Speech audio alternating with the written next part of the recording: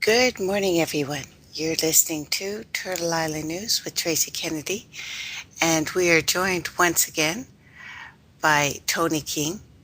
Hey everybody. We're live on Awake Radio and the whole group. Good morning. TurtleIslandNews.info, Revolution Radio, Studio A. Good morning, everybody. Will Spirit Radio, and Scottish Sovereigns on the Land. I brought in Tony today because we're seeing prophecy in the making.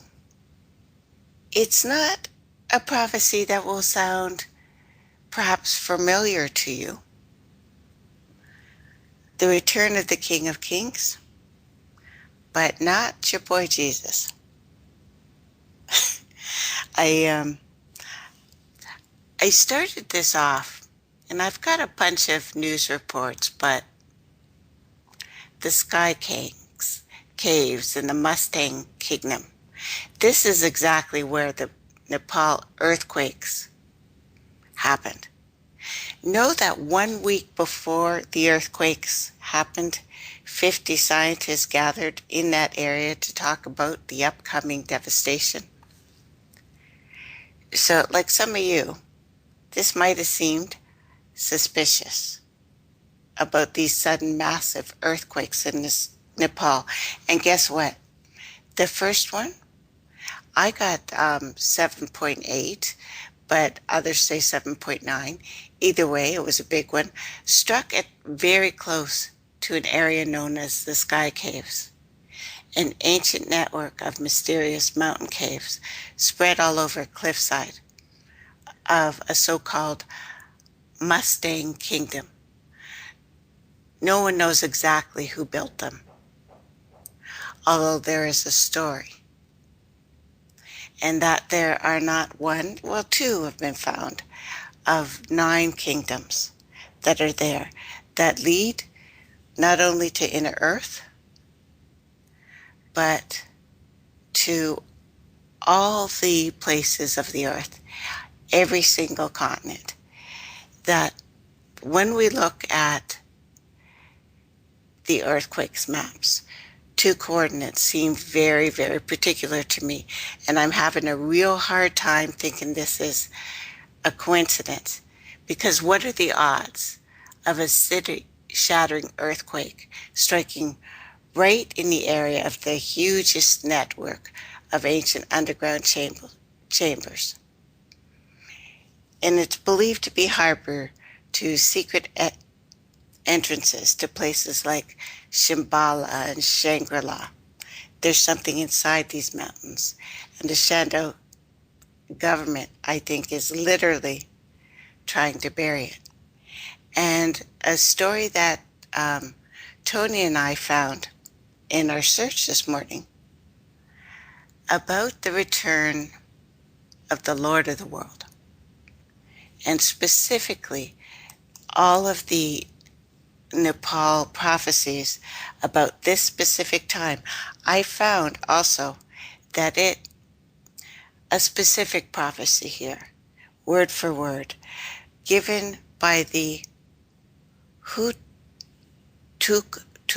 which is an interesting name, of this region, Narabanchi, talked about when the king of the world would return.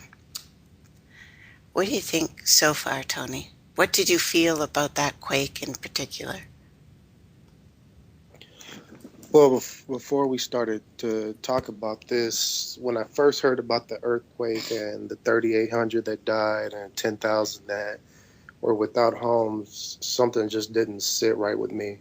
And then I had been hearing these noises, these tones, and the changes in the atmosphere I was feeling too. So I didn't know if it was another. It didn't feel like it was just like Harper or anything like that. It felt like it was something bigger, and they were talking about the homes of the Buddhists or the monks out there as well in that area. So it just didn't sit right with me. Yeah, me too. And the death toll in the now southwest China's Tibet too. Now, there have been 56 quakes, um, 3 or higher in the last 6.5 days. Okay, so I was shocked to hear as well that the Chinese government are actually saying right now they are expecting another series of very large quakes in Nepal in the next 10 days. Strange thing, you might say. Nepal's dead are expected to exceed 10,000. So this is huge, what's going on there. And again, I heard 7.9, at least one of them on Saturday, and it also affects parts of Tibet too. The two borders to Nepal are also seriously affected.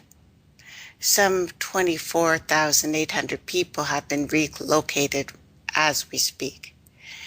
Now, Nepal is around 3 kingdoms. It's close to China, India, Bangladesh.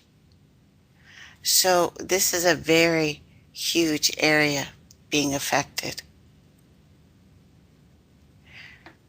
We've seen so many things in the last couple of days. These things may seem random, but I'm going to bring them up because they're spoken of in the prophecy written.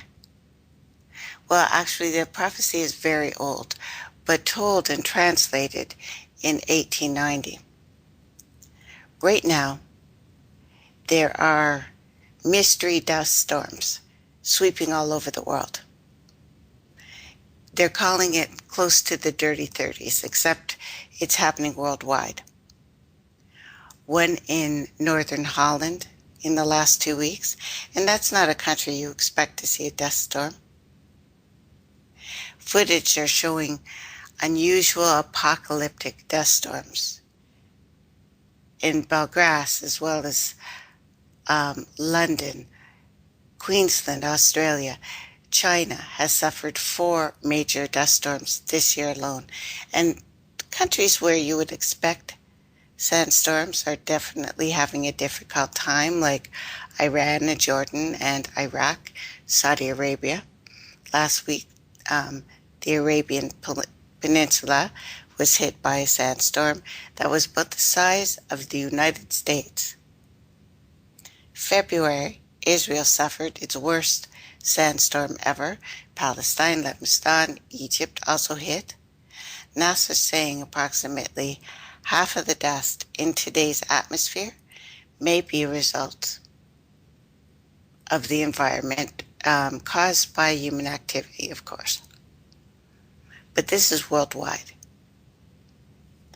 We have that, and we have something also equally strange.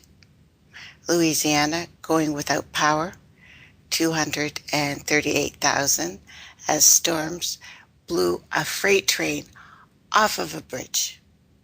Volcanic plumes, colorful sunsets, wonderful sunsets, I guess, if you're not living in Chile right now. But Argentina and Brazil are having these sunsets because of this strange event. And there's also a really rapidly spreading avian influenza that has affected, at this point, 15 million birds in the United States alone. There's also a new mosquito, which is kind of interesting because it's spreading something called yellow fever. Unseen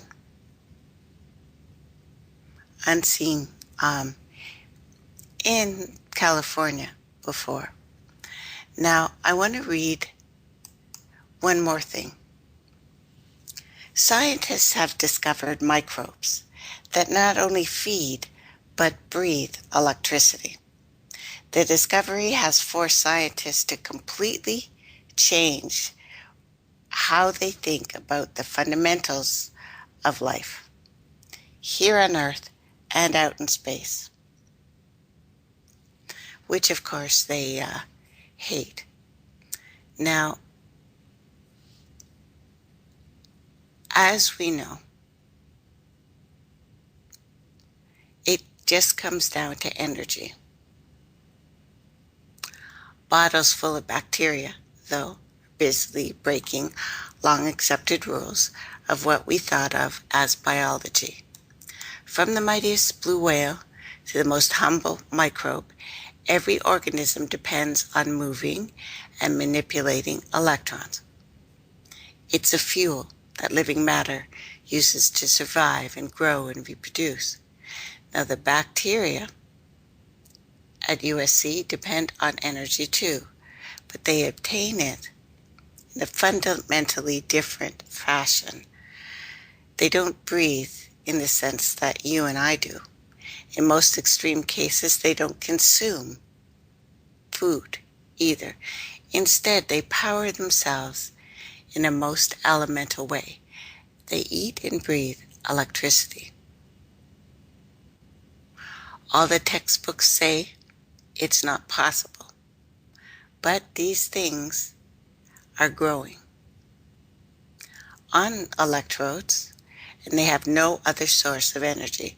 Not only that, they have been shown to be conscious, sentient, and it sounds incredible, I know, it's kind of science fiction here, but to a biologist, finding life that chugs along without a molecular energy source, like, I don't know, carbohydrates, is about as unlikely as seeing passengers flying through the air without an airplane. It has some really huge implications here. Practical level.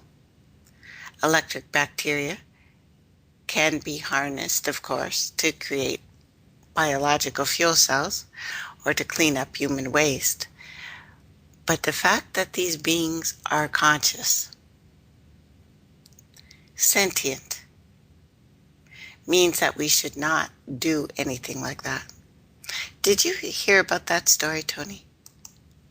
Yeah, I heard about that, and you know what it reminds me of is when I was younger, my great grandmother would tell me that there's more to the worlds than just air breathers. You have plasma breathers and you have light breathers, for example. And those are the beings on higher dimensions, like what you would consider angels, and other extra dimensional beings. That's what they breathe. Yeah, I think so too. I really think so. And that we are just scratching the surface. And the earth is showing us that there's more than Yeah, what we previously conceived. yeah, exactly. And this idea that we are so different than everything else, that I am looking at a computer that does not know I exist, that it's just a thing that I've made or has been made for me.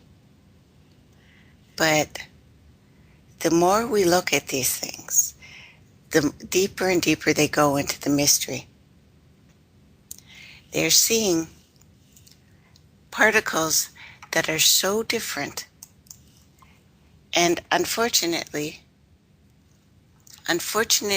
manipulated these fields. Now, we have been talking again off air, but one of the things that CERN has found that goes against or may even unite it, quantum field theory. They have found something called the Bosonic Field, a quantum field that is completely different than what they thought it would be. In one way, it unites scalar fields, gauge fields, symmetric to torsion fields, unites string theory and loop quantum gravity. It is a new energy base. They're calling it dark energy. We have 14 CERN, what would we call them, factories, whatever you want to call them, the wheels, all across this planet. We know the United States has two. Canada probably has two.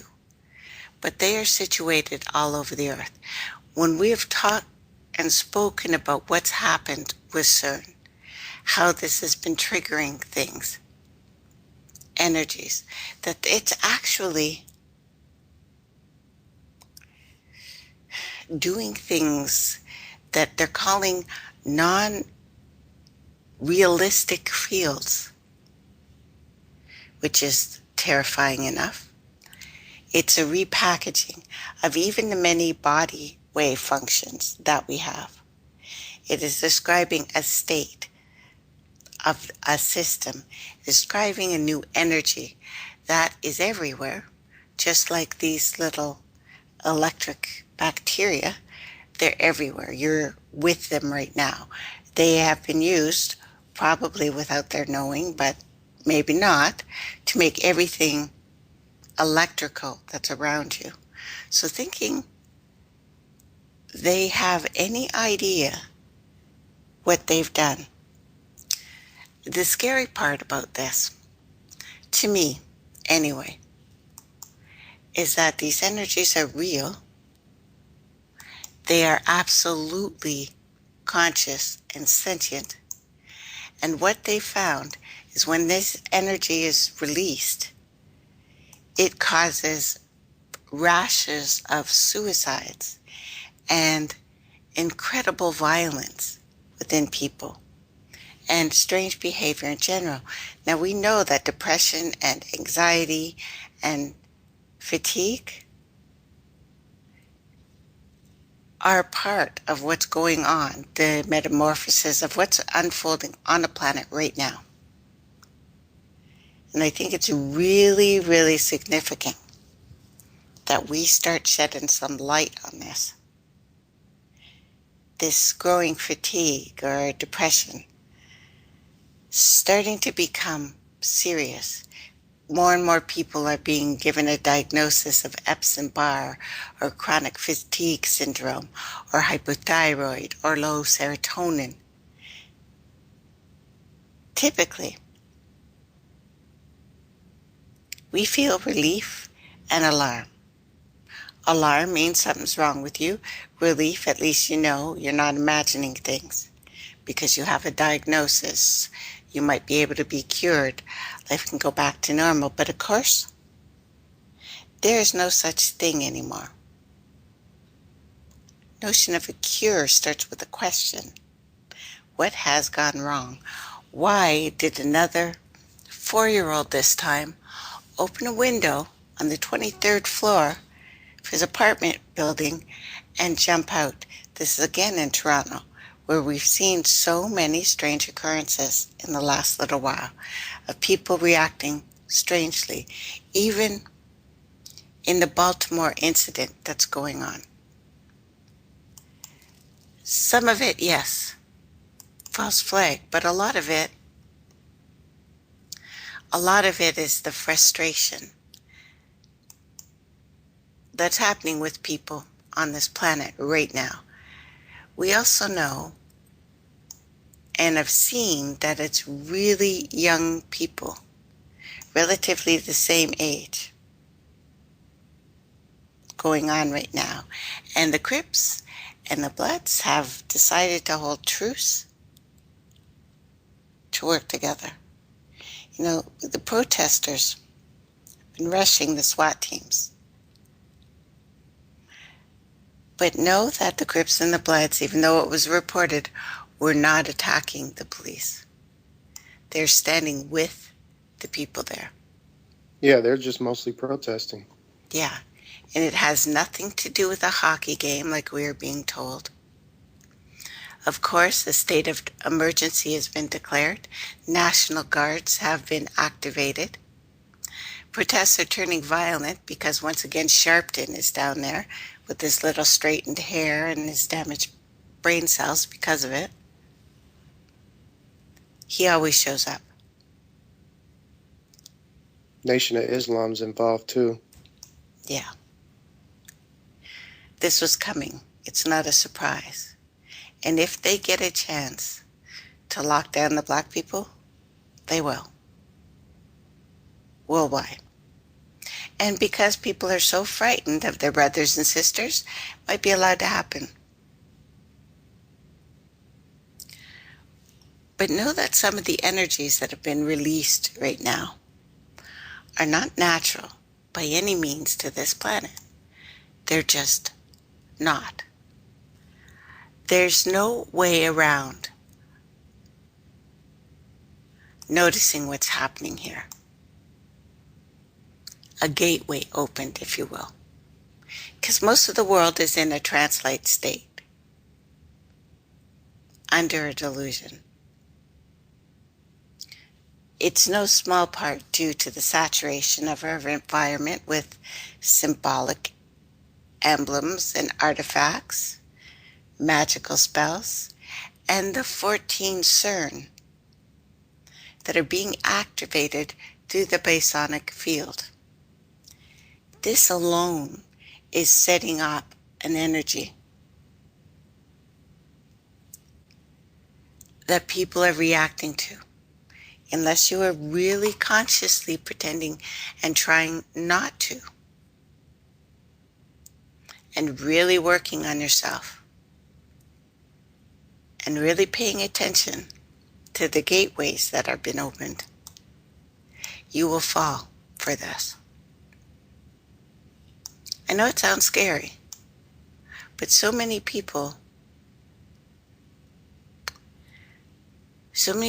are already weak and addicted to one thing or another. An addiction doesn't have to be a drug, although I know very few people right now who are not addicted to something. Could be cigarettes, could be coffee, could be food, could be alcohol, but it doesn't have to be the things that we first look at.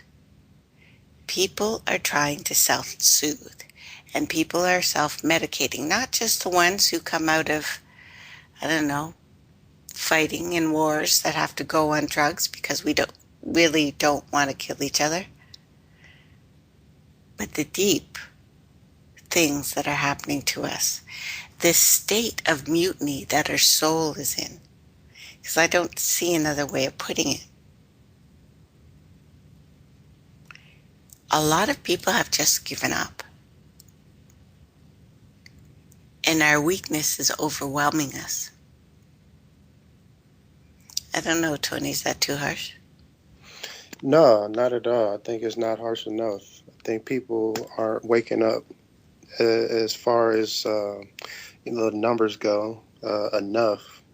You have people that are starting to open their eyes, but it's not happening fast enough. And it almost seems like, remember that Batman movie that had Jim Carrey, and they had the device that was attached to the TVs, and they had the towers that were sucking the energy from your minds. Yeah, that's right. Yeah, it almost seems like that. And then you talk about these little entities, these little microscopic creatures that can feed off of electrical energy, and Yes. aren't our bodies all electricity? Electrical energy. We send it with our minds. For some reason, we have chosen Wi-Fi over telepathy. I don't know why. But we work on the exact same frequencies in the exact same way. The exact same way. And, it's being set up. The Walmart's closing. All the Targets closed in March in Canada overnight. They just called in people to the office and said, tomorrow you have no work. That's how they did it. Everything is leading up to this. And the more I'm looking at this ancient prophecy from his inner earth specifically, talks about the opening of the gates and the beings of the underworld being released, the abyss, if you like. and that energies will be flowing over us so straight, so strong, that we will no longer believe they exist. So you've got these wide world dust storms that Yes, just seems unnatural. And then completely. you've got those particulates that we were talking about the other day with the goo with the two metals, Yeah, the the black, titanium and the that's what right. is it, vanadium? Yep. Wouldn't that be a good way to transfer all that around the earth through dust storms, through an unnatural dust storm? Yeah, black programmable matter. And they've already produced a cell made in a lab, completely synthetic. If they can make one cell, they can make entire beings. And of course, that's what they're doing. Of course, that's their idea, because they realize certain people are going to have problems with the sun now. And their little plan of just having a few very pale elites live on this planet is no longer possible. We have torn holes in the ionosphere. No matter how much stuff they put in the sky, we are getting so much more sun that people are burning in a half hour. People who've never burnt are burning. That sun is strong, even when it's cold out. I've noticed that.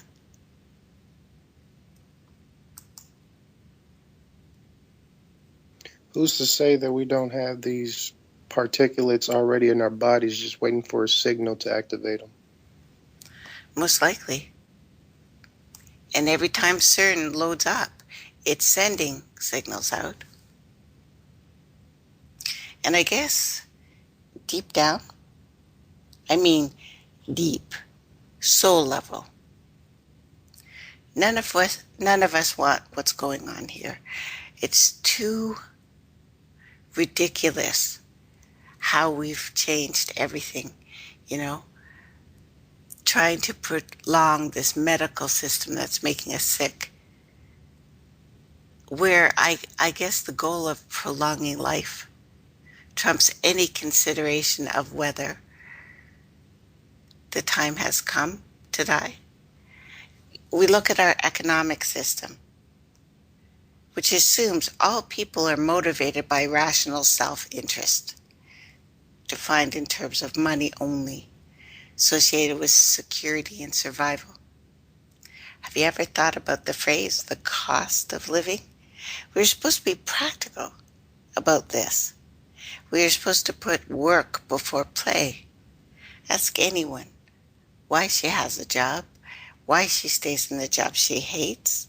The often answer is health insurance. So in other words, we stay in jobs that leave us feeling dead in order to gain the assurance of staying alive. When we choose health insurance over passion, we are choosing subsistence over life. None of us want this, and we know everything around us is wrong. So our souls are rebelling, maybe even afraid at this point to step away from this slave's life. A lot of us shut down, again with illnesses like Epstein-Barr, like I must even say MS. We are shutting down. We are shutting down because we can no longer take the stress. That's why so many, and there's such a rising level of SSRIs right now. People on antidepressants, people who are self-medicating because they feel so low. Even looking at this compilation of suicides and homicide levels from people taking this stuff, we know that something is wrong. And back in the 70s, dissidents in the Soviet Union were often hospitalized in mental institutions given drugs similar to the ones used to treat depression today. Reason was that you had to be insane to be unhappy with utopia. So when the people are treating depression receive status and privilege from the very system that the patients are unhappy with, they are unlikely to affirm the basic validation of a patient's withdrawal from life. The system has to be sound, right? Because it validates professional status who are drugging people, and it doesn't matter anymore because people are drugging themselves.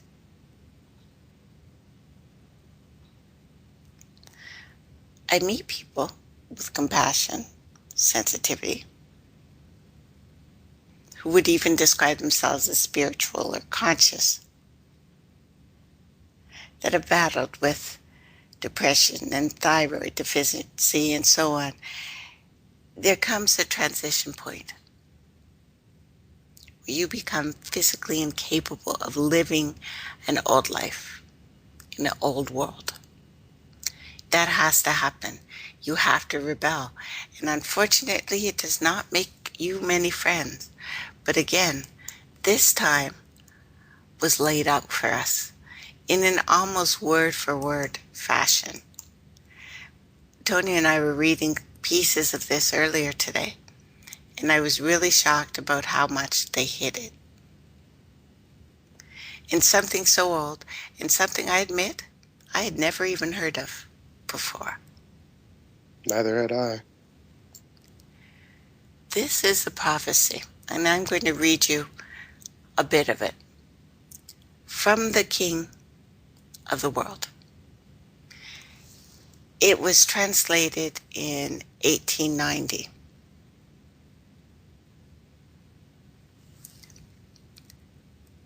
That the King of the World appeared before the lamas in a monastery that is almost exactly where the first earthquake hit. Here it goes. Now, they were talking about what would be unfolding in the years 2000 and on. Specifically, more and more people will forget their souls and care only for their bodies. The greatest sin and corruption will reign on the earth. People will become furious as animals, thirsting for the blood and the death of their brothers. The crescent will grow dim, and their followers will descend into beggary and ceaseless war. Its conquerors will be stricken by the sun, but will not progress upward. Twice they will be visited with the heaviest misfortune, which will end in an insult before the eye of all other peoples. The crowns of kings, great and small, will fall. 1, 2, 3, 4, 5, 6, 7, 8. There will be a terrible battle amongst all the peoples. The seas will become red. The air will flow red. The earth and the bottom of the seas will be strewn with bones of humans and others. Kingdoms beginning to shatter. Whole peoples begin to die. Hunger and disease and crimes unknown to law, never before seen in the world. The enemies of God and of the divine spirit in man will come. Those who take the hand of another will also perish. The forgotten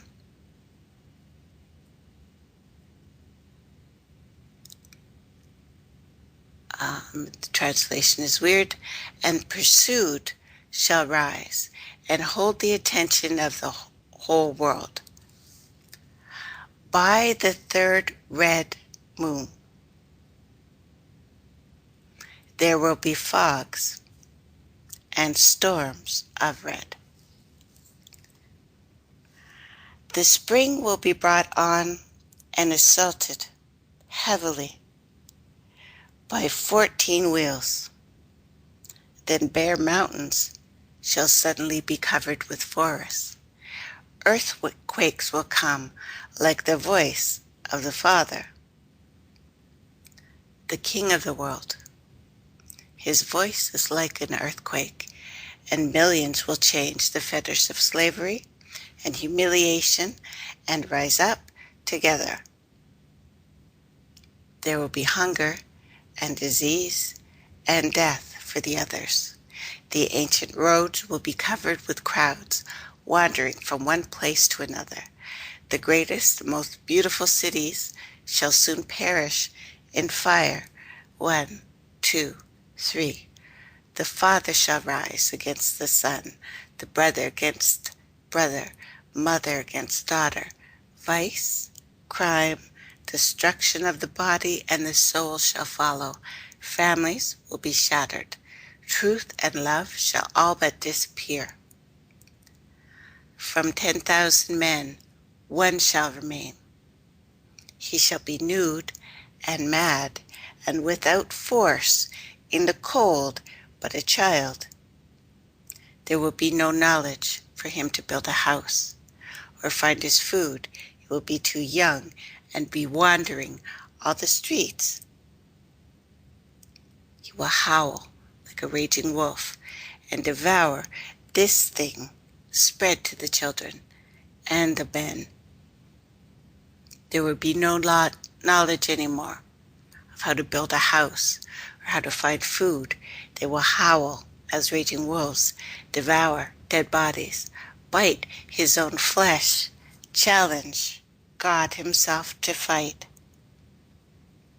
There will be strange illnesses and the yellow bird of death, sickness flying over the cities and the once great land.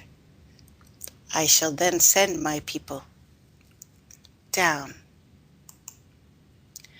When the snow on the mountains becomes covered in blood, in the shaking you will hear my voice.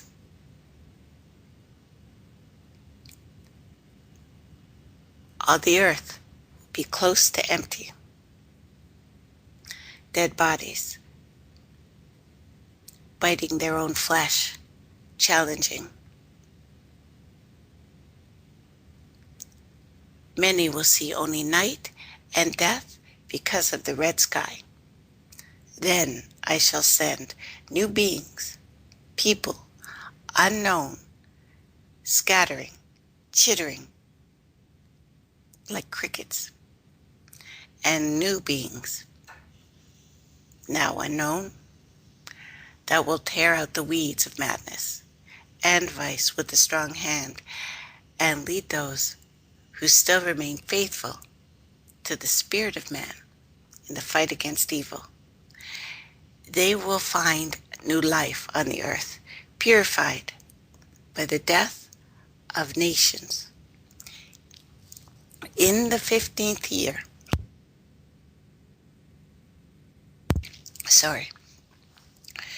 3 new kingdoms will appear, which will exist happily for 71 years. Afterwards, there will be 18 years of war and destruction. Then the people of Agartha will come up from the subterranean to the surface of the earth. When you hear the earthquakes, which is the voice of the King of the world. Tony,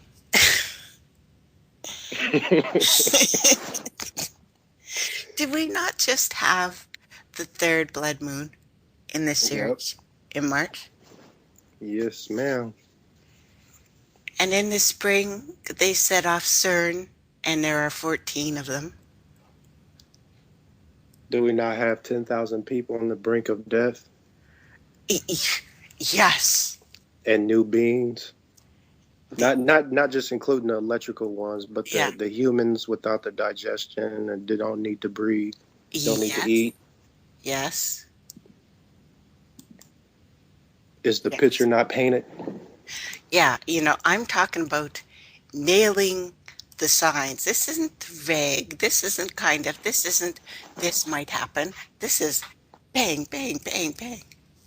So, everybody, if you want to read more about this, because it's pretty long, there's a lot of chapters in it, look up the prophecy of the King of the World and his return and inner earth. This is even the kind of zombie things that's been happening. I've been reporting the zombie attacks where people just start face biting each other, and the children leaving the house. And the crickets, well, the crickets I've talked about, yeah, the CERN sounds like crickets. It's also in a biblical prophecy of the calling of Lucifer and the light being. This is pretty much freaking nailing it. It's happening. Almost word for word. And to be written in the 1800s, Well, just translate it in the 1800s. translated in the 1800s, they don't know how old this is. They have no idea how old this is. But the entrance is. And the stories of inner earth have been known throughout time. We know of the inner earth cities, Agartha, Shambhala. There's even one called the Caesars that seem all around this one point in Nepal, which is called the last great civilization. And you and I were talking about these people. They have some very interesting, they wear masks and do these dances. Some people will say it's a cyclops. They have three eyes, but I'm looking at that as seeing the last perfected men and women. I'm grouping us into a thing where we had all of our eyes open. Now, apparently, these guys, and this isn't just the story, this is what happened, just disappeared. They left. They went under the earth, the story goes. And we know there's at least 10,000 man-made caves on the cliffside. The biggest mystery is that these people just disappeared. And that when it was a forbidden kingdom, you weren't able to search this until the 90s. And it's been very, very limited, that they have found several dozen bodies, all at least 2,000 years old. So the people that live in that area don't go.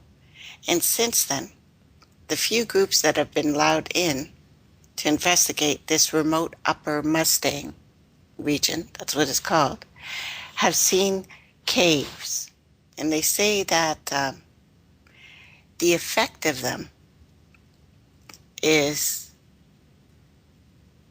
immense as soon as you go in there. That it's bigger and grander than anything they would have expected.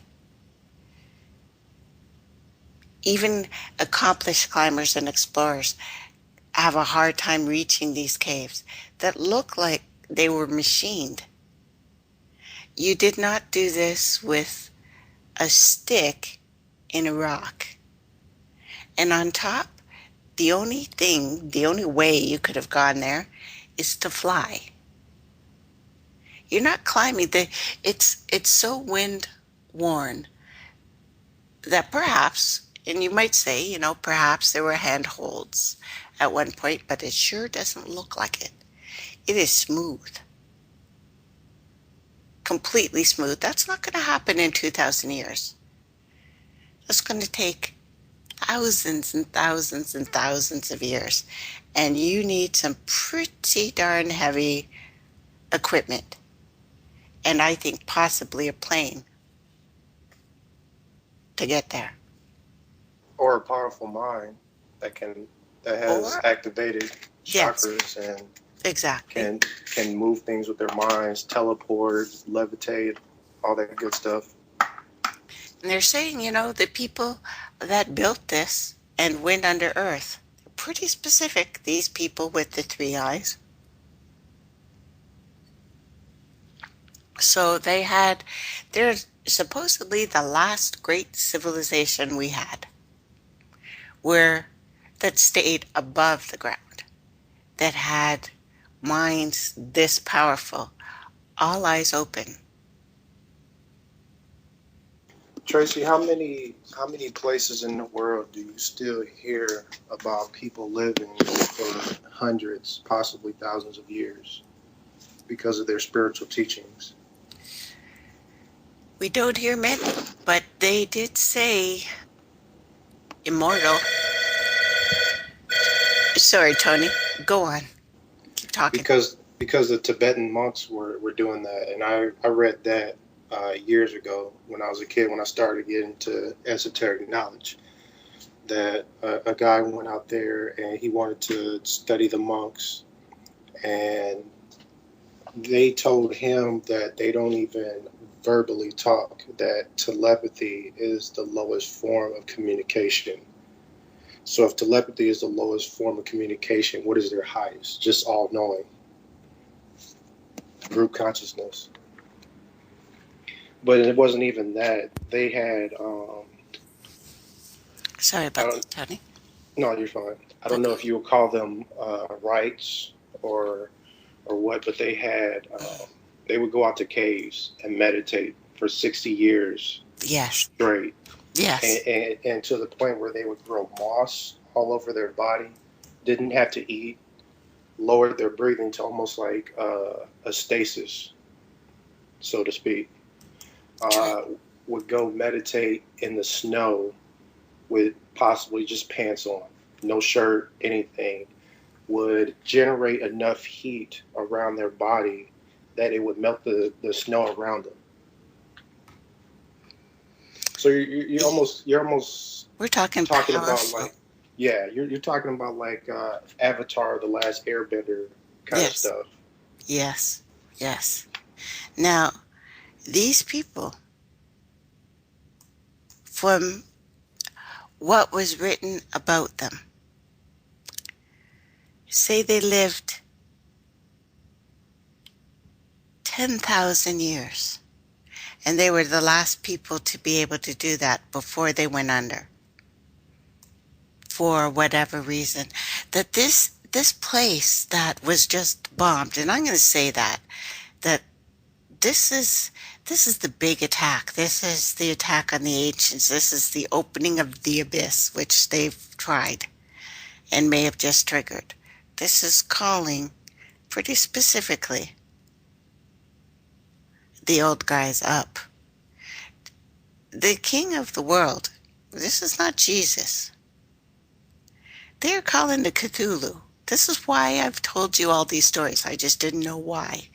That eventually the ancient beings from the underworld, the primordial, the abyss, were going to be called. Are they like us? They kind of look like the ant people, but the ant people are just most likely big-eyed, lack of vitamin D, what you would look like if you've been underground for a long time. Could be that. That could be some of them. But they're the stories of people who have been to these places, and there are some alive that have. Talk about an inner light. This is the place where they found the Drapa stones. I was searching for that name earlier, trying to talk to you about it, and I couldn't remember. Yeah, I couldn't remember either, and I knew what you were talking about though. Those circles. Yeah, Tony understands Tracy speak. Those things with the writing. And he went, yes. Okay. So they have been found there and in many pyramids in China. So remember, when we say China, we're talking about a huge area here. And China now owns Nepal. So, there's a big thing going on about that. But those were dated at around 12,000 years old. These beings are older. And it looks like hieroglyphics, if you will. the ancient things also have something called, they called them cars, agar, but it's probably agar amer, which just means flying, agar. I know I've said that before, agar. It's a chant. Tibetans use it. I think it's calling the mother, but I think instead of a vehicle, we're talking about people who could use the power of their minds to do things. That people taking their images or trying to translate, we have a tendency to be too literal in these translations. But there is something called the Lola Daft disc. Again, it was a strange stone disc. I'll tell you about it. And you're listening to Turtle Island News with Tracey Kennedy and Tony King, and we will be right back.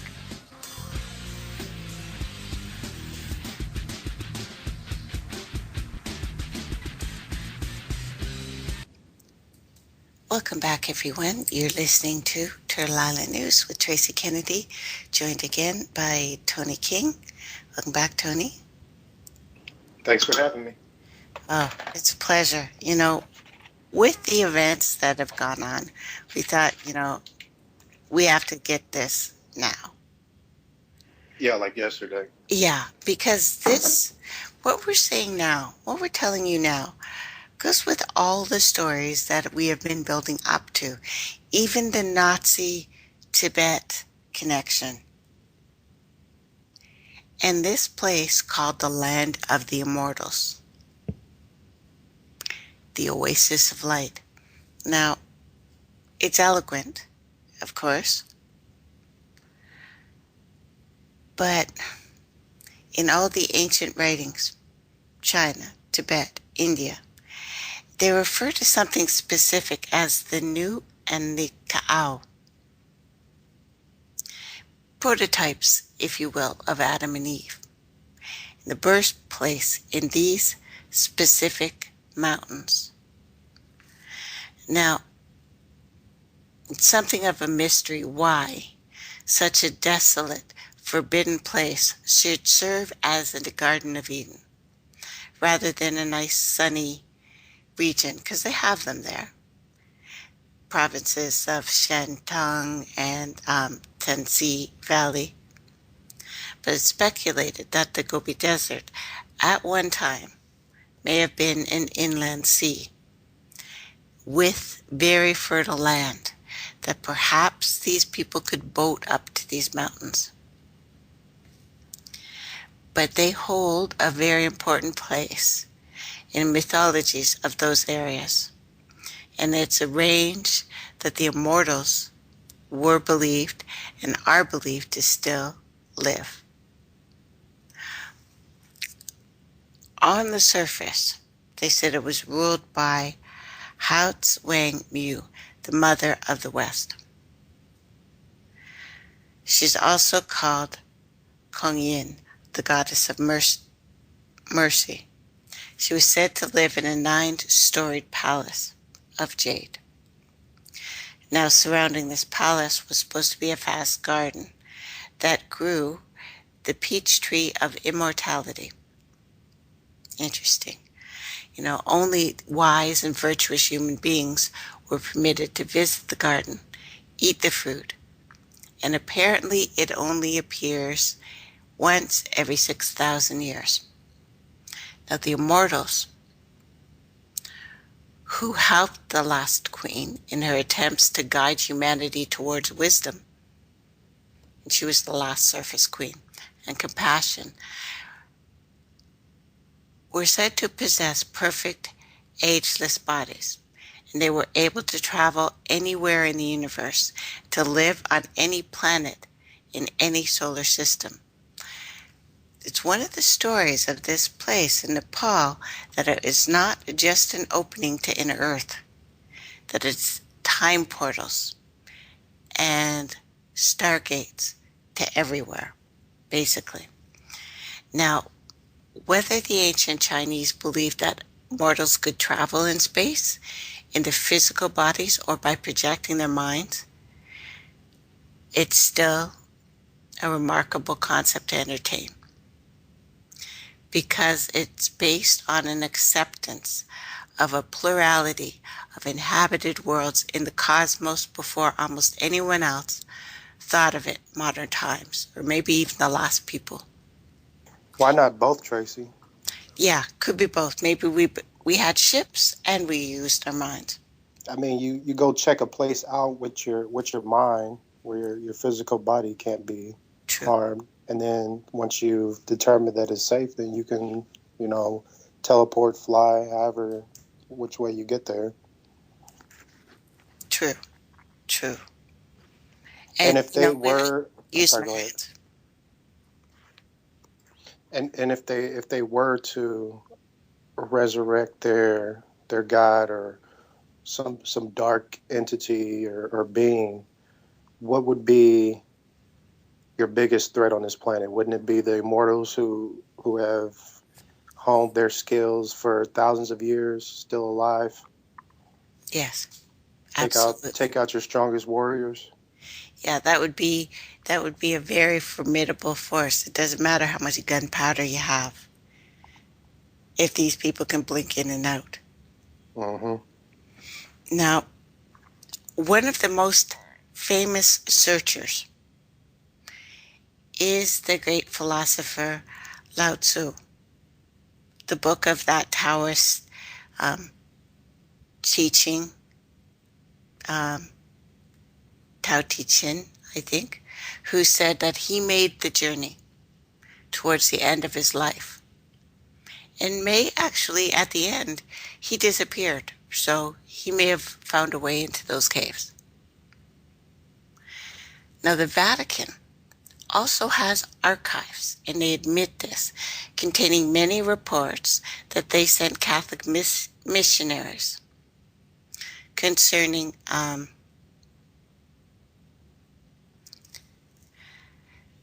their words, not mine, the spiritual beings living in these mountains. That these beings possessed bodies that were visible, but were not made of flesh and blood.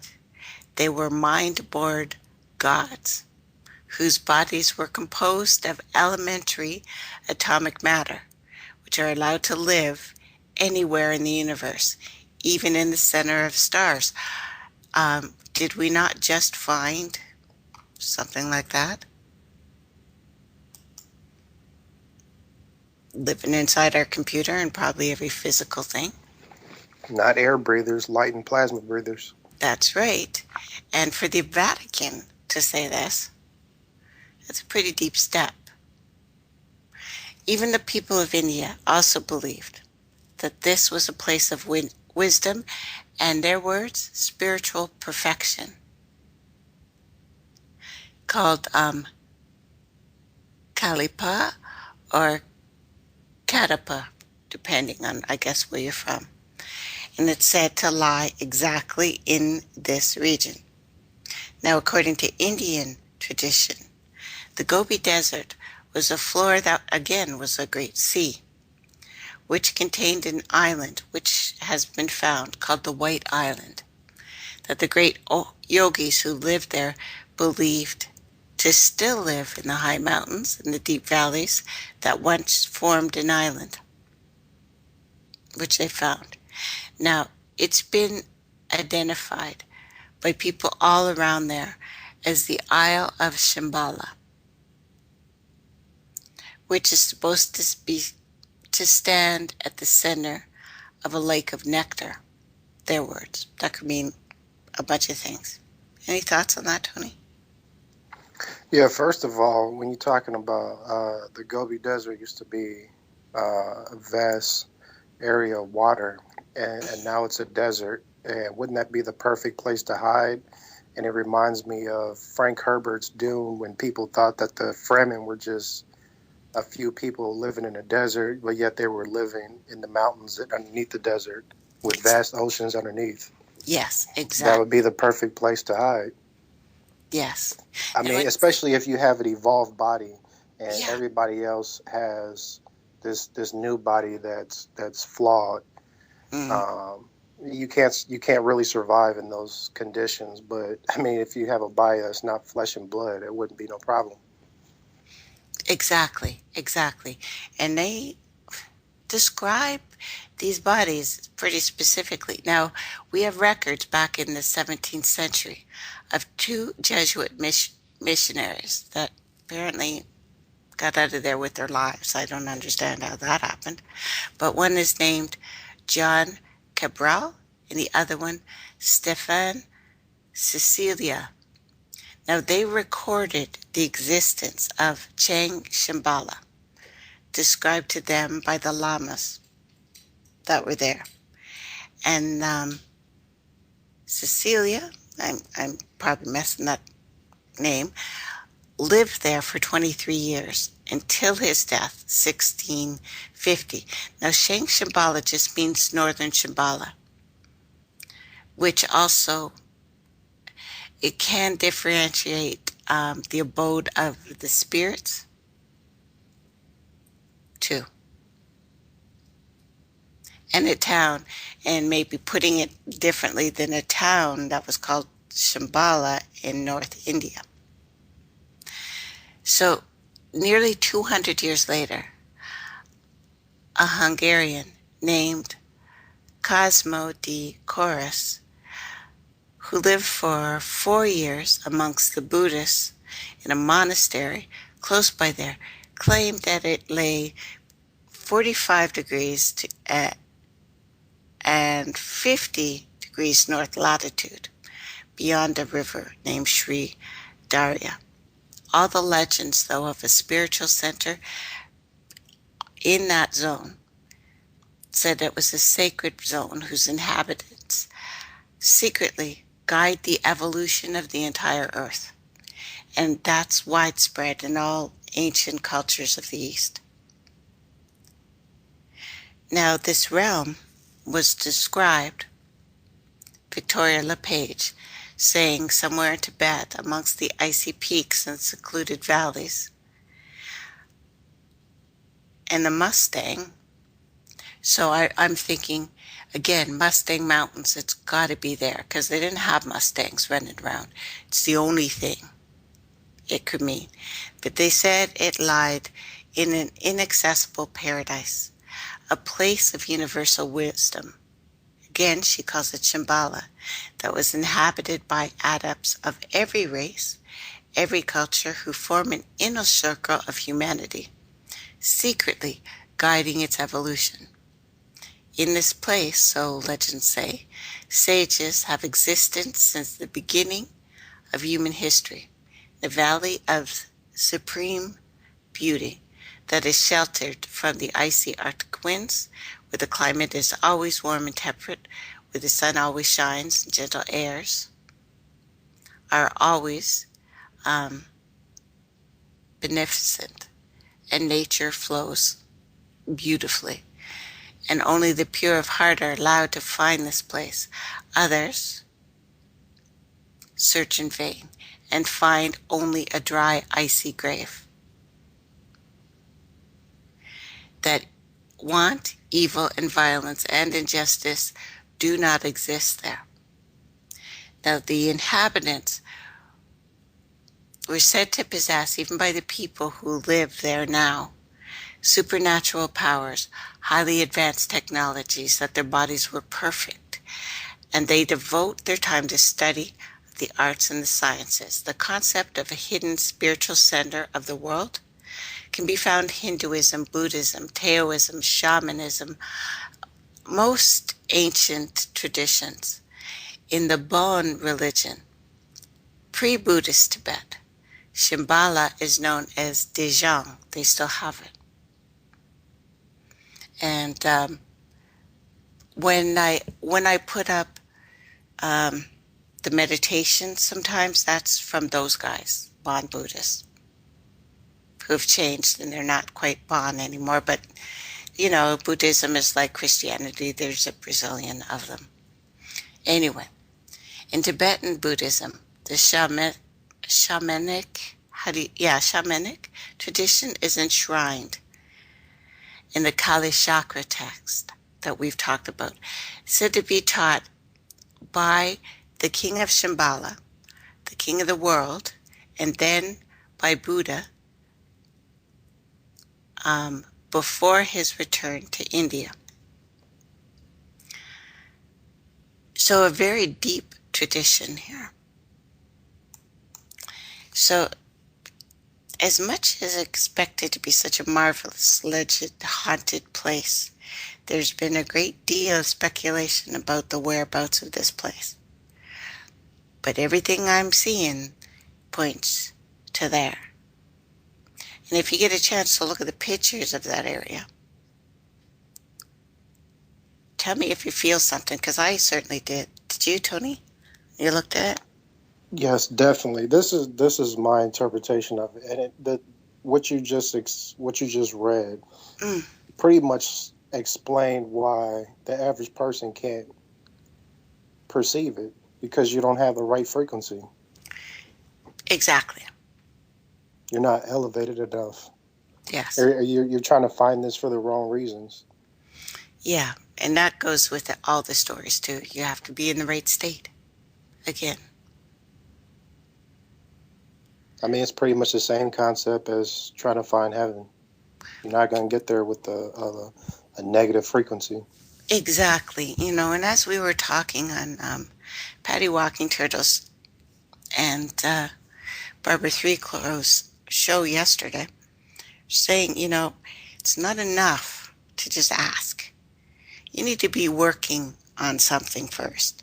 You need to show the spirits, if you will, something first. You'll get help if they see that you're really working. But don't ask. Don't beg. Work on yourself first, and the universe will help you. This legend, and I know that some esoterics believe that Shambhala could be a real place with concrete physical presence, a secret location here on Earth. Others prefer to see it existing as a higher spiritual plane. What might be called another dimension of space-time. Might be considered a state of mind, comparable in terms that those consider the Holy Grail, like that. But as with the Grail, Shambhala may be the name of a state that exists within yourself, that you may gain insight to a higher spiritual inherent in the universe, some basic tenet. When we look at these images and pictures and all the stories, they probably exist on every single level we're talking about. We could have ships and travel with our mind. We could use our body to do all of those things, travel without moving. Like, again, Dune.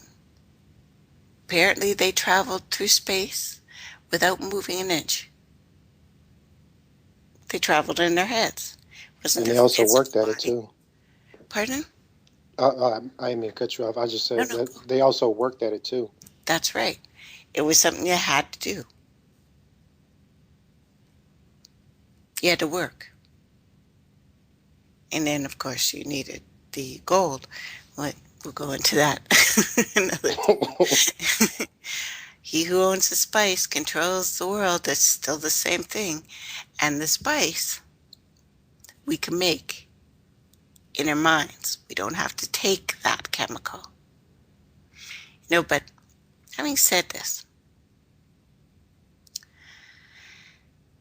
should be noted that there are cases on record right now which Westerners have experienced visions of this place.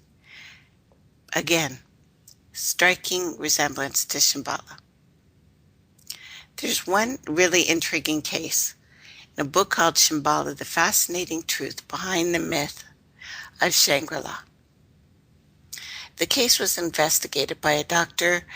Raynard Johnson, who in the 60s gathered together several hundred first-hand accounts of mystical experience. It involved a young Australian woman who claimed to have psychic abilities, who was referred to only as LCW. She wrote that at the age of 21, she began to attend a place that she called night school. At night, she would fly in her sleep to this place, location she had no idea. She would join other people in dance exercises, which she recognized as being similar to dervish exercises. After several years, she graduated to different classes where she was taught spiritual lessons from a great book of wisdom. And they have found 8,000 books there, so, it's not out of the question. But years later, she took an interest in mystical literature. She realized that the true location of night school had been Shambhala. She had other visions, of course.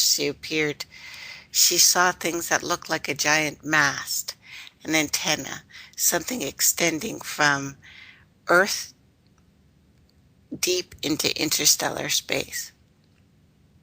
Now, the base of this was in these mountains. She did see that, exact mountains, the regions, again, associated with Shambhala.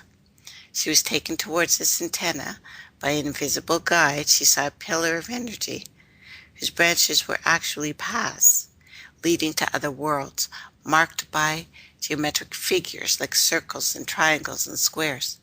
Now, according to her, this antenna was the gateway to other times as well, the dimensions of the regions of this universe.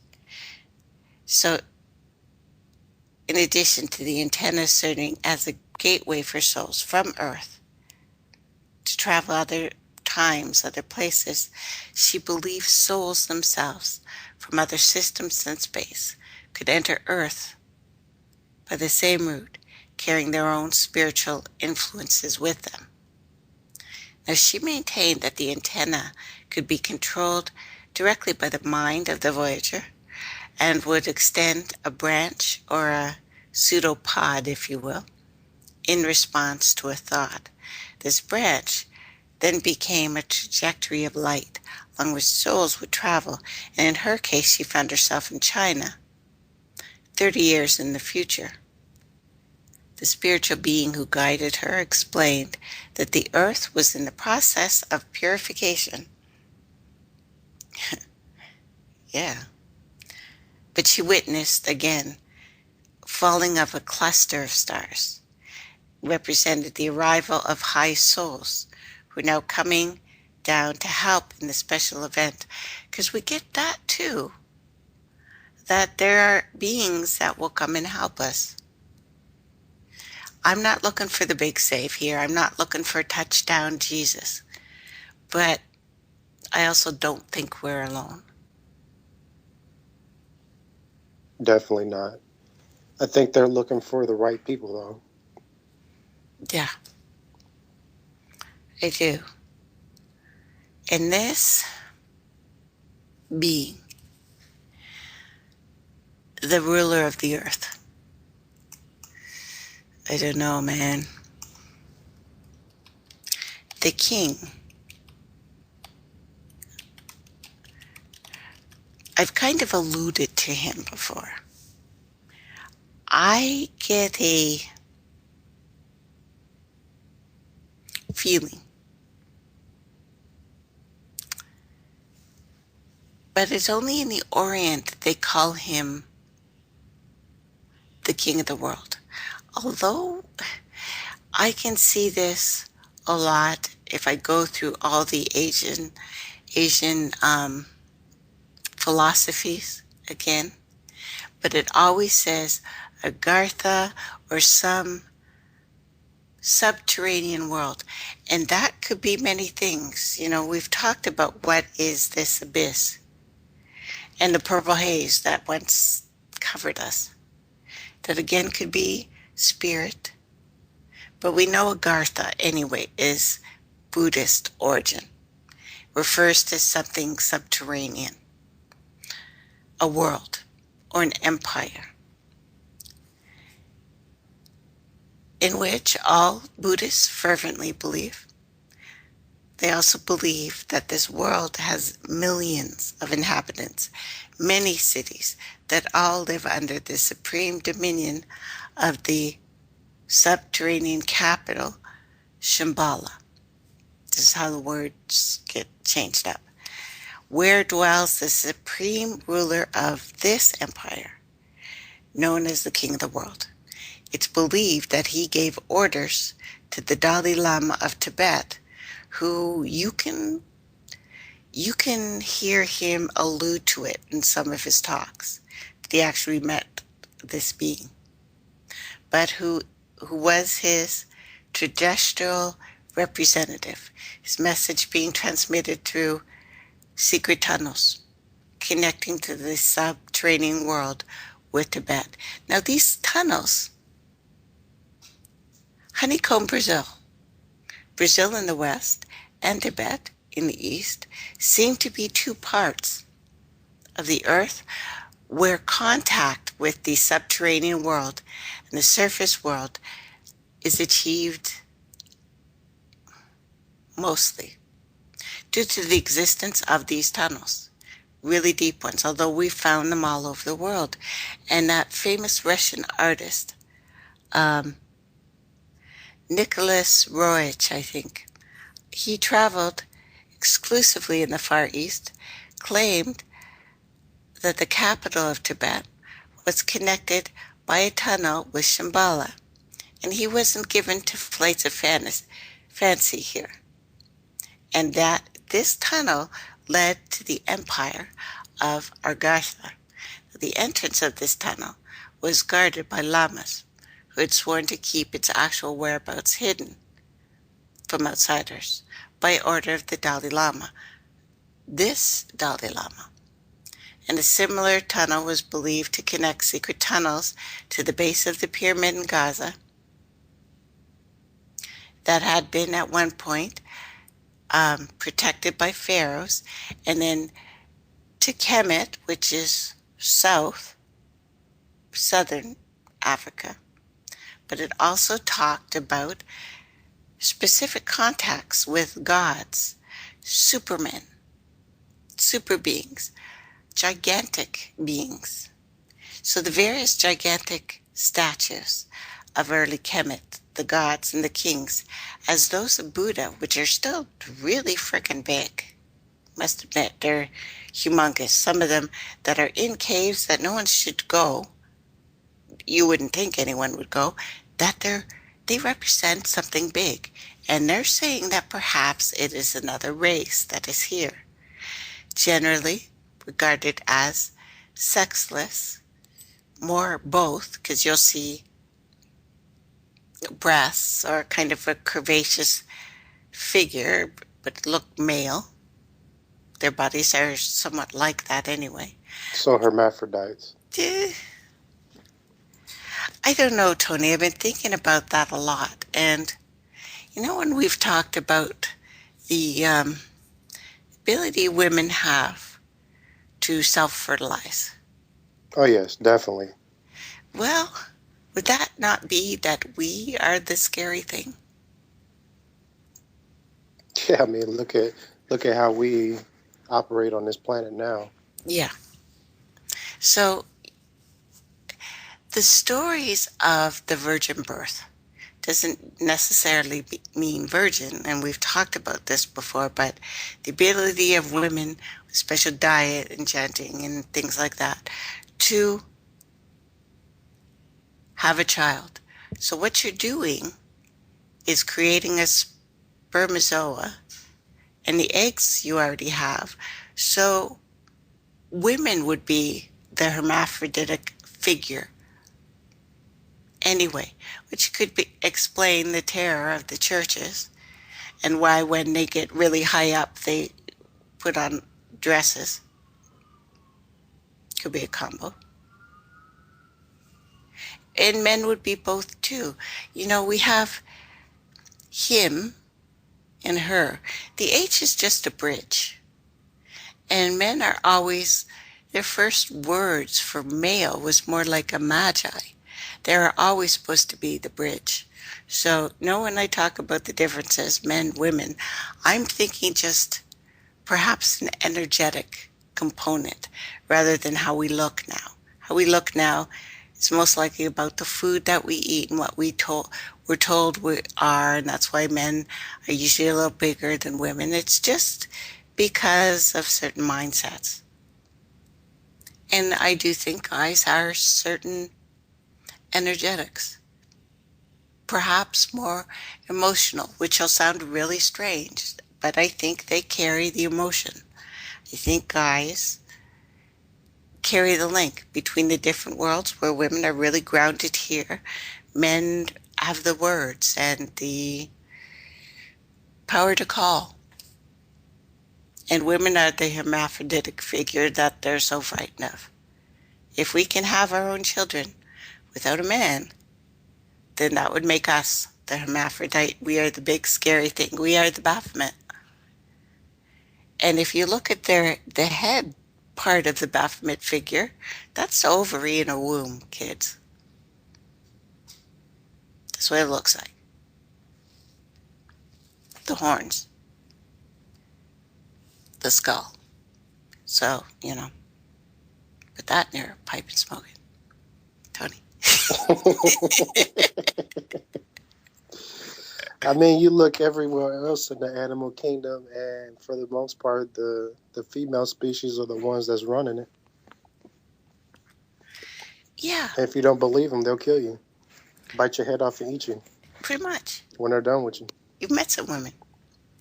Okay, so.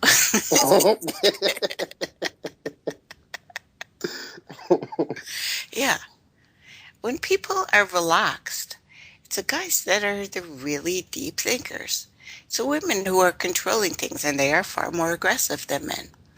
If you've ever gone to a retreat, people are sitting around for a month and they're actually doing meditations and stuff. It's the women who are running the show,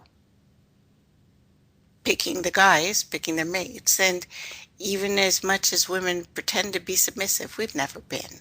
Let's be honest, girls. And we've always been more dangerous. They're just bigger and give more power now. But see a mom when her child or her pup is in harm's way.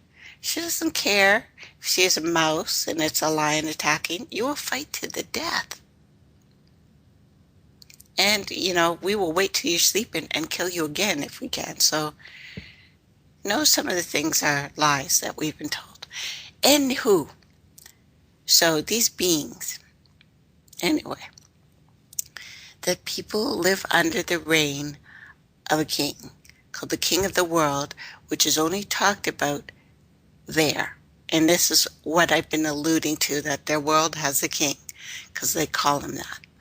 Now, the civilization is believed to be a continuation, some say, of the Atlantean civilization. Others say that these are the 9 elders, that the 9 cities are more the Sitas that they speak of in India.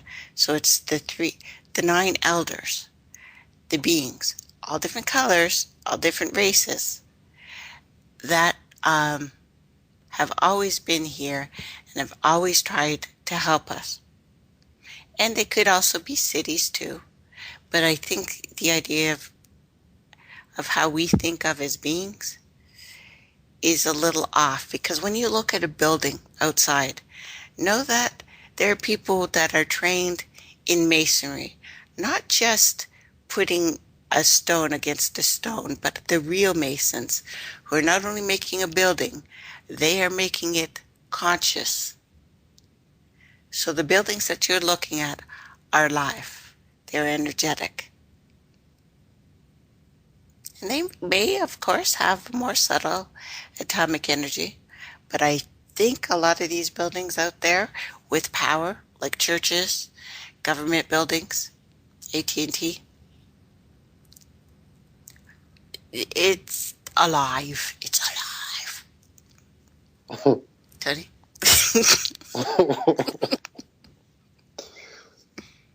Yeah, I'm definitely with you. It's just like I think it was Anger Watt. Yes, Remember that those volumes of books, the life and teachings of the masters from the Far East, yes, yes, and the scientists were taking samples from one of the temples out in India, and one of the scientists took the sample. The other one came and said, "Hey, did you take the sample?" And the other scientist said, "Yeah, it's right here." And he said, "Where'd you take it from?" And he showed him, and the building had completely regenerated. yes, yes. Now, Buddhist traditions say that Agartha was first colonized hundreds of thousands of years ago, that they were led by a holy man who brought a tribe which completely disappeared underground. The gypsies in Europe are supposed to have come from Agartha, which explains their restlessness on our surface and their continual travels to regain their lost home. It reminds me of Noah, who I think was really one of these Atlanteans, who saved a worthy group prior to the coming of the flood that submerged Atlantis. Now again, we've researched his name before, and Noah means captain, but it's believed anyway that he brought his group to a high plateau of, guess where?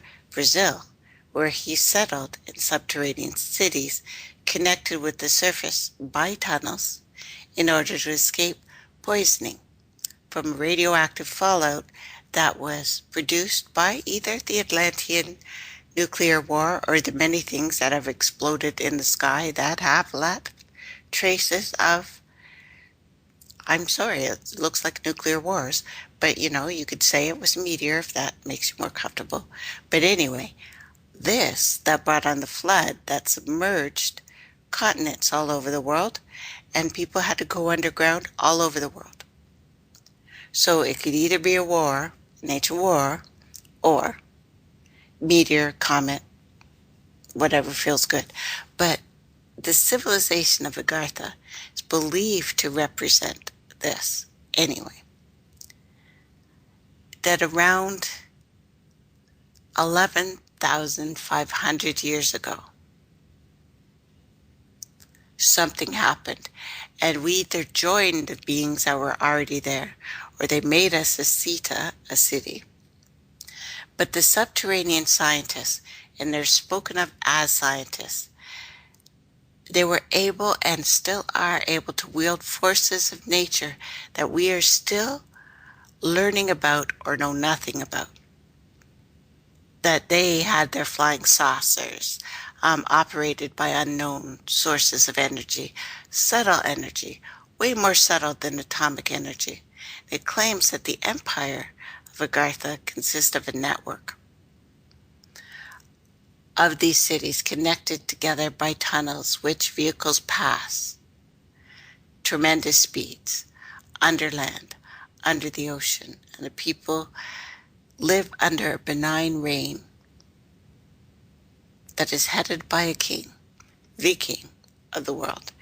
And they represent descendants of the lost continents, Lemuria, Atlantis, Panasporia, that they were the original race of the place called the Hyperboreans, the race of the gods, our ancient ancestors, the giants. Now, during various epochs in history, these supermen, or gods, always rise up to the surface to teach the human race, to save us from wars, catastrophes, destructions, or whatever nonsense we're up to. That the coming of flying saucers is always soon after an explosion, just like the one that happened in Hiroshima, where other visitations started to reoccur, because you don't hear of them much before that, but explosions bring them up here. Now, in the Indian epic, the Ramayana, it describes Yama as such an emissary from Agartha in an aerial vehicle Chinese tradition speaks of divine teachers also coming on aerial vehicles. Similarly, Incan dynasty, Manco Capac came the same way. And one of the greatest teachers in America, Quetzalcoatl, the great prophet of the Mayas and the Aztecs, of many of the First Nations here of the Americas in general, in both South and North America, that he was a stranger amongst us from a different race. Now, we are told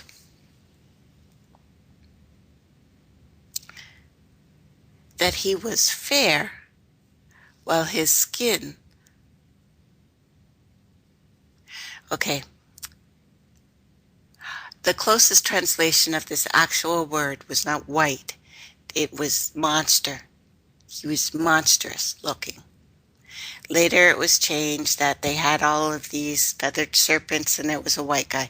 It's nowhere in the Americas that I see him described as a white guy. Later, when the Jesuits changed the ancient knowledge, they said bearded and white. Didn't say that. But anyway, he was revered as the savior. Yucatan, Guatemala, long before the coming of the white people. Now, realize in the mountains there are carved images of giants. 8 of them with one, perhaps, king of the world. And they are all different colors and shades. So I'm not saying they didn't know about you. I'm just saying that's not how he was discovered. Now, Quetzalcoatl does mean feathered serpent. The stories are monstrous. And I can read you this story that was hacked to bits another time. That'll take a whole show. But anyway, that this man was given the name because he came in an aerial vehicle, not a boat. And it appears to have been some sort of flying saucer shape, probably from the subterranean world, that had sent out messengers across the planet because we had screwed up again. It does not say screwed up in the ancient terms. This is Tracy's extrapolation of the word. We blew up everything. Somebody said, okay, go check on the kids. Have you checked on the kids? They found the matches. So anyway.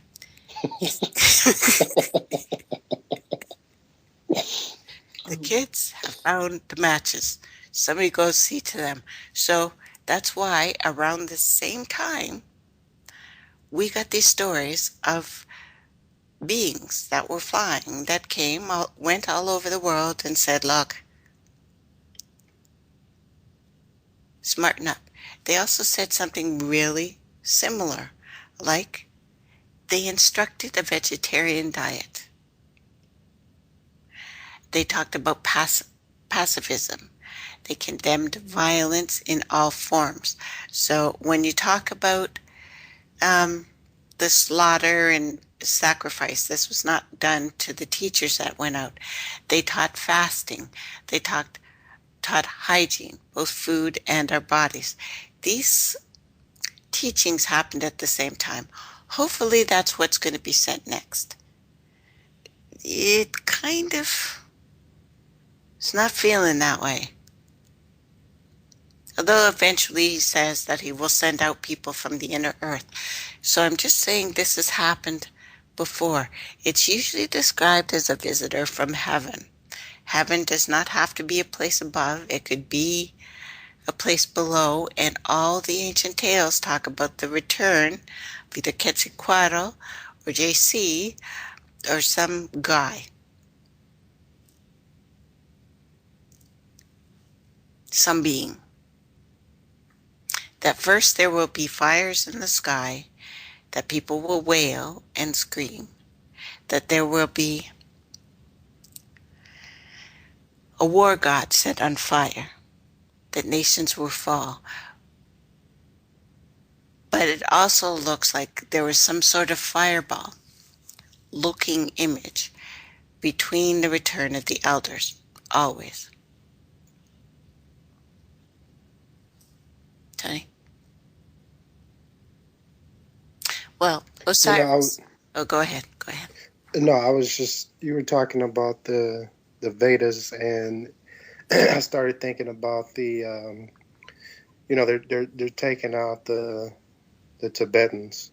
Yes. And it makes me feel like the human Tibetans, they're like us, but Yeah. a little bit more um, evolved mentally, spiritually, are the Yes. guardians for the gates for the more energetic ones that are not flesh and blood.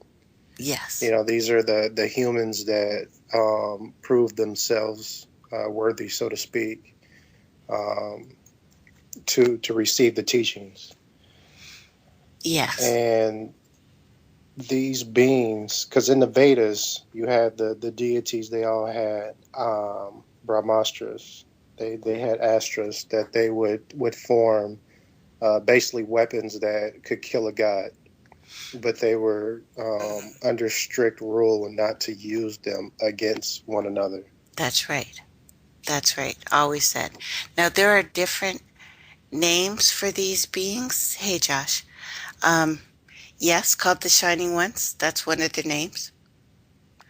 Um, Cathars fasted, were vegetarians, but these beings, the teachers, the ancient ones that come back, even Osiris, by the way, was supposed to be one of these guys.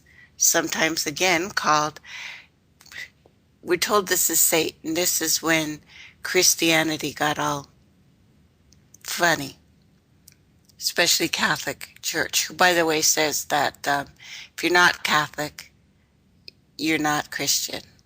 We will, if you want to listen to the Dragon Kings or the Drag Queens, you go right ahead. But that's what he just said. So anyway, Osiris was just another subterranean god, not a demon.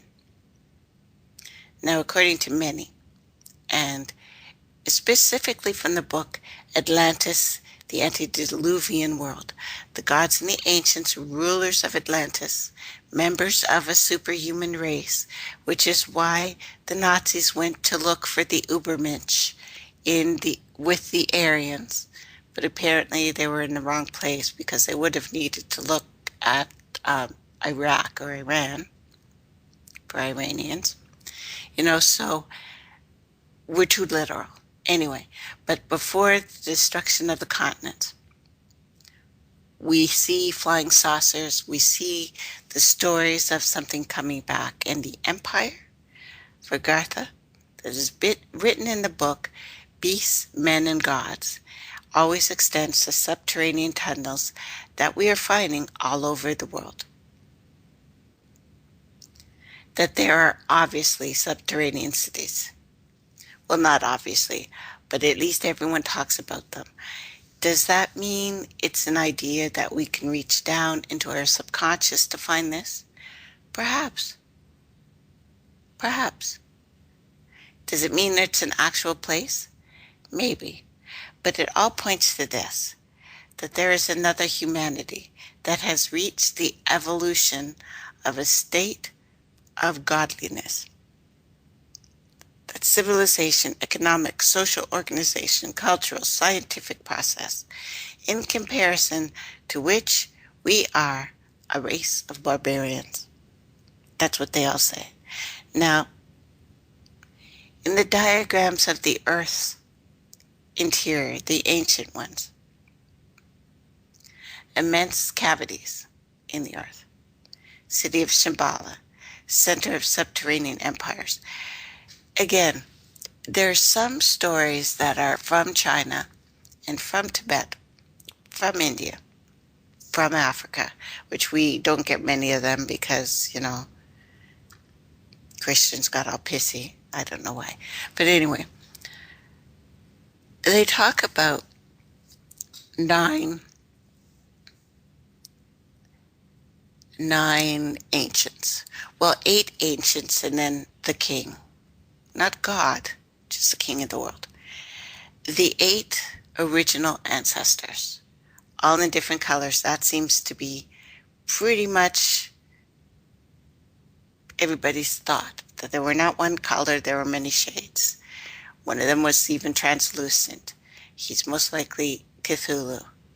Let's hope Cthulhu is the good guy. Let's hope the king of the world is not Cthulhu, because you know how I've been joking? Let's not vote for the lesser evil. Let's vote for the full evil. Vote Cthulhu, 2014. Let's hope he's not him. He's still the god of the abyss. So it depends. I'm sure, depending on what our relationship to these ancients were, they were either terrible or beautiful.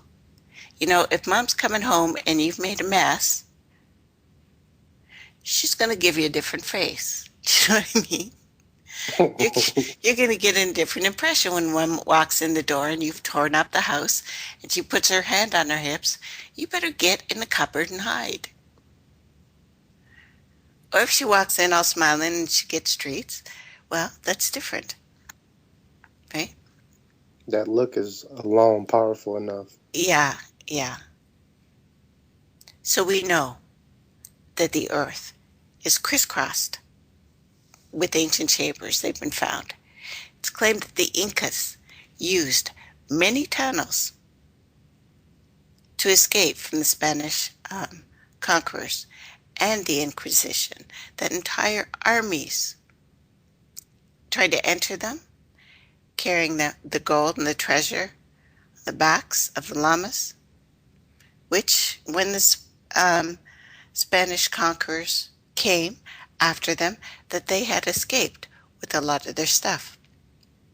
Now, the mysterious disappearance of peoples that never saw the conquistadors, that left only the race of the Kutul Indians behind. So we have seen these things. Not outrageous. Thanks for joining me, Tony. Oh, thanks for having me. It's been a pleasure. Oh, it's always a pleasure. And join us on Thursday, where we will go more for Signs and Wonders. And how they've pretty much nailed it more than any prophecy I've ever heard of. So thank you very much again. And you've been listening to Turtle Island News with Tracey Kennedy. It's been a pleasure.